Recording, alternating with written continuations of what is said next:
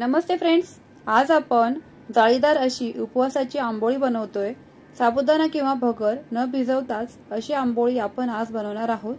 पांढरी शुभ्र अशी आंबोळी बनवून तयार होते। खायला देखील अतिशय चविष्ट लागते।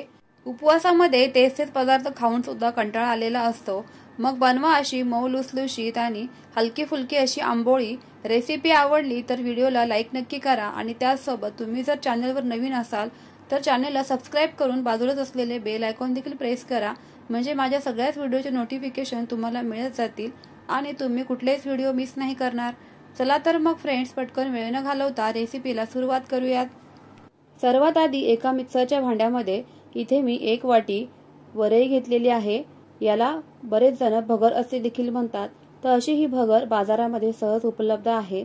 त्याचबरोबर तुम्ही भगरीचं पीठ किंवा वरईचं पीठ देखील इथे वापरू शकता। 1 वाटी वरईसाठी किंवा वरईच्या पिठासाठी इथे अर्धी वाटी साबुदाण्याचे पीठ घ्यायचं आहे किंवा साबुदाणा घ्यायचा आहे।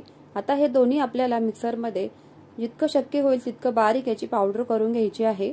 मिक्सरमध्ये फिरवल्यानंतर बारीक एकदम 0 नंबरच्या चाळणीने हे पीठ चाळूनच घ्यायचे आहे, जेणेकरून अगदी बारीक असे पीठ आपल्याला इथे तयार मिळेल। जितकं आपण हे पिठाचे मिश्रण घेतलेलं आहे त्या पिठाच्या मिश्रणासाठी इथे मी 4 चमचे दही वापरलेला आहे। दही शक्यतो जास्त आंबट नसावं आणि जास्त पातळही नसावं, असं घट्टसर दही इथे आपल्याला वापरायचं आहे। त्यानंतर इथे पाव चमचा मी इनो घातलेला आहे। 1 वाटी वरईच्या पिठासाठी आपल्याला इथे पाव चमचा इनो घालायचा आहे। त्यानंतर इथे मीठ घालायचं आहे चवीपुरतं। थोडंसं पाणी घालून आपल्याला हे मिश्रण असं याचं बॅटर बनवून घ्यायचं आहे। ज्या पद्धतीने आपण डोसे किंवा इडलीसाठी बॅटर बनवतो त्याच पद्धतीने इथे आपल्याला हे आंबोळीचं बॅटर बनवून घ्यायचं आहे। असं हे पीठ घेताना शक्यतो बारीकच वापरायचे आहे, जेणेकरून आपल्या ज्या आंबोळ्या आहेत किंवा जे डोसे आहेत ते असे मऊसूत बनून तयार होतील। जर का पीठ जाडसर वापरलं तर हे डोसे किंवा आंबोळी जी आहे ती कडक होईल आणि वातडल्यासारखी इथे अशी बनून तयार होईल। तितकं बारीक पीठ इथे आपल्याला वापरायचं आहे। आता हे पूर्णपणे मिक्स करायचं, एकजीव करून घ्यायचंय। अशाच पद्धतीचे इथे आपल्याला बॅटर बनवून घ्यायचंय। त्यानंतर गॅसवर पॅन ठेवायचा आहे असा नॉनस्टिकचा, त्यावर काही पाणी शिंपडायचंय आणि पॅन जो आहे तो थंड करून घ्यायचा आहे। पूर्णपणे कॉटनच्या नॅपकिनने असा पुसून घ्यायचा आहे आणि थंड झाल्यामुळे काय होतं की आपण जी आंबोळी बनवणार आहे ती पॅनला चिटकत नाही आणि मस्त अशी आपली आंबोळी इथे उलटी देखील जाते। त्यामुळे शक्यतो पॅन असा थंड करून घ्यायचा आहे आणि कॉटनच्या एका नॅपकिनने स्वच्छ असा पुसूनच घ्यायचा आहे। आता इथे अशा पद्धतीने मी इथे आंबोळी पॅनवर घातलेली आहे।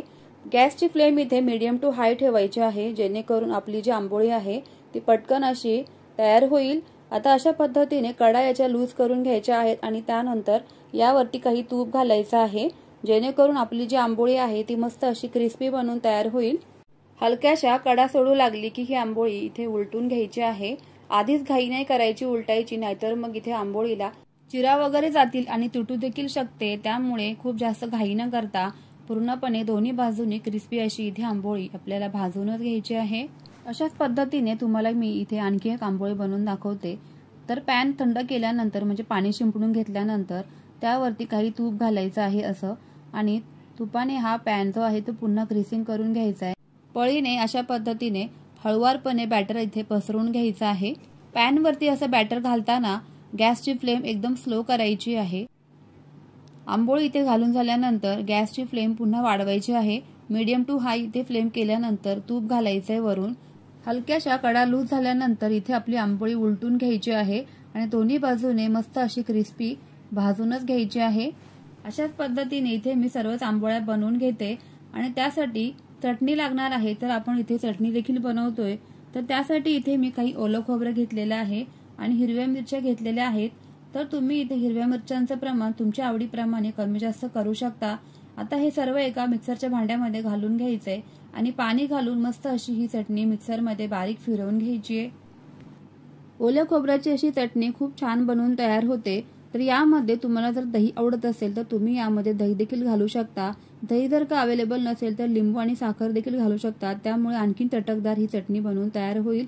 आता यामध्ये काही चवीपुरतं मीठ घालायचं आहे आणि पुन्हा हे मिक्सरमध्ये मीठ पूर्णपणे एकत्र होण्यासाठी पुन्हा हे मिक्सरमध्ये फिरवून घ्यायचं। अशा पद्धतीने मस्त अशी चटणी इथे बनवून तयार झालेली आहे। ओल्या खोबऱ्याची अशी चटणी खूप छान लागते, तुम्ही नक्की एकदा बनवून बघा।